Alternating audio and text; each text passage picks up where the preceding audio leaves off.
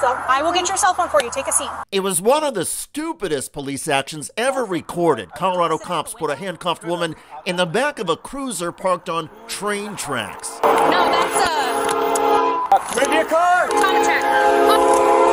Oh my God. Status medical emergent. The suspect was in the vehicle that was hit by the train. The suspect suffered 9 broken ribs, a broken arm, a broken leg, a fractured sternum, head injuries, and had to be hospitalized for more than a week. Now, 2 years later, Colorado officials reach $8.5 million settlement with woman who was left handcuffed in a police car that was hit by a train. The settlement follows the firing and conviction of 2 police officers on charges of reckless endangerment. This began in September 2022 when police pulled over then 20-year-old Ureni Rios Gonzalez Put both hands out the window. for allegedly waving a firearm in a road rage incident. Her hands are out the window at this time. Open your door. With your right hand, open your door. Come on out. Rios Gonzalez complied with police, showed her hands, and got out of her vehicle. Hands up. Come on out. Dispatch Lipton 346. She's out of the vehicle. Hands are visible. Who else in the car with you? This side? Yeah. Vasquez. Hey. Lift your hands up. Lift your hands up. Okay? Turn around. Turn around. Turn around. Put your hands up higher. I want you to set your phone down at the edge of your truck. On your left. You don't need it. You can leave it on. Come on back. Keep coming back.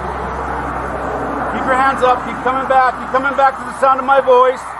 Keep coming back. Keep coming back. Keep coming back. Keep coming back. Stop right there. Get down on one knee and then the other. I got cuffs. Go ahead. Good? Keep your hands above your head. Don't move. Fort Lupton police officer Jordan Steinke with the tattoos handcuffed Rios Gonzalez.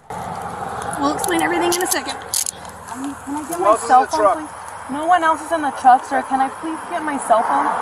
We'll get it for you. Don't worry Stand about up. yourself. Please. Where are you taking me? We're taking you to the car. Come on. Why? What? Do you have anything on you that's going to poke me, stick me, hurt me? No, ma'am, but can I please get my cell phone? We'll get your cell phone in a second. Is there any weapons in the car? Ready? No, ma'am, there's nothing on There's no weapons in the car? Okay. Everybody out in the car, come on. What's going on? Ma'am, what's going on? I'll tell you in a second. Take a I'm seat. so confused. Can I get Take a my seat. cell phone? I will get your cell phone for you. Take a seat. Officer Steinke then placed Rios Gonzalez in the cruiser of Platteville officer Pablo Vasquez, who had parked his cruiser in the middle of a railroad crossing. I see a car seat. The officers then searched the woman's vehicle, leaving her in the police cruiser alone. Okay, let's get the bed. Come across. Clear. Dispatch Lipton 348. Vehicle's clear. You can raise the channel.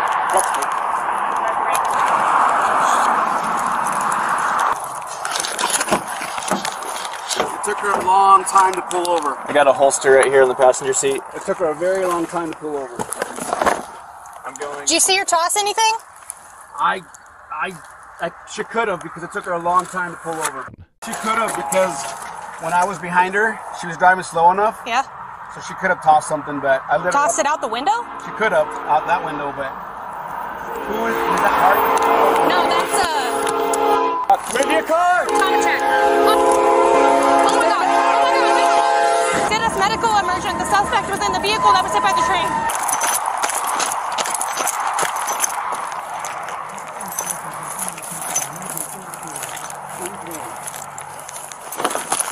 Watch the fence.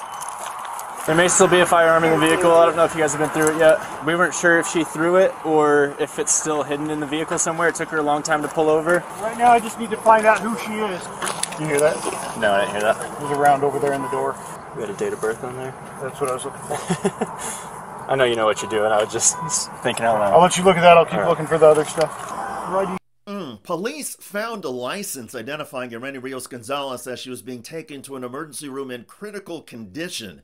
Ms. Gonzalez spent more than a week in the hospital after she was released. She was charged with misdemeanor menacing.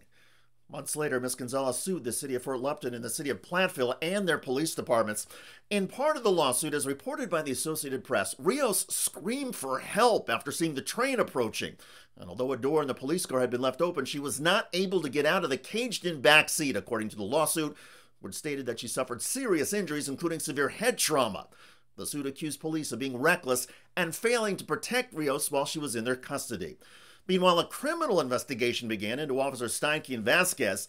Steinke testified that she did not realize where the car was parked, though the tracks and railroad crossing signs can be seen in her body camera footage. She, Officer Steinke, was found guilty of reckless endangerment and assault, fired from her job, and sentenced to 2.5 years of supervised probation.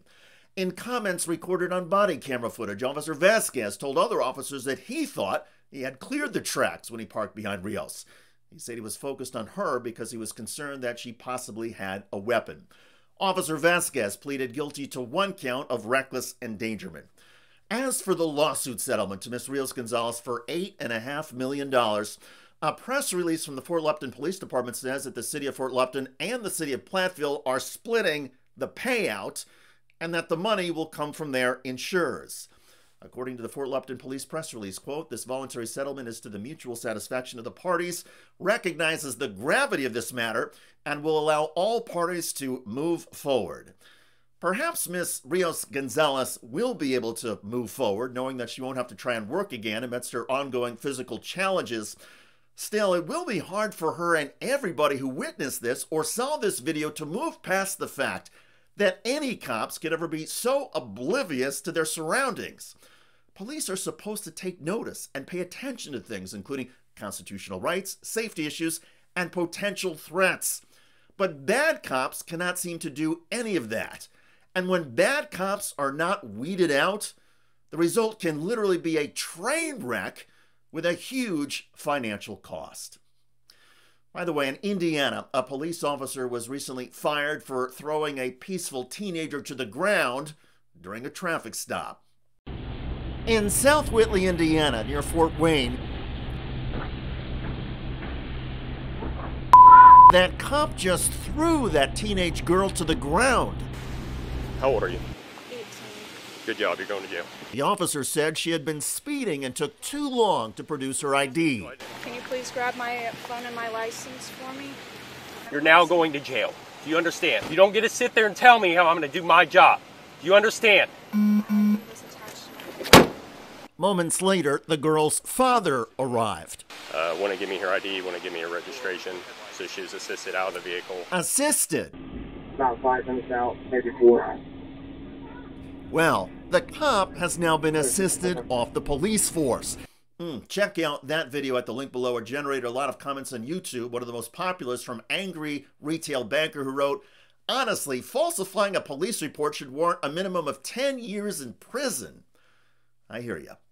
I look forward to reading your comments about the massive settlement police just paid to a Colorado woman they handcuffed in a cruiser that was hit by a train. I'm David Shuster. Thanks for joining us.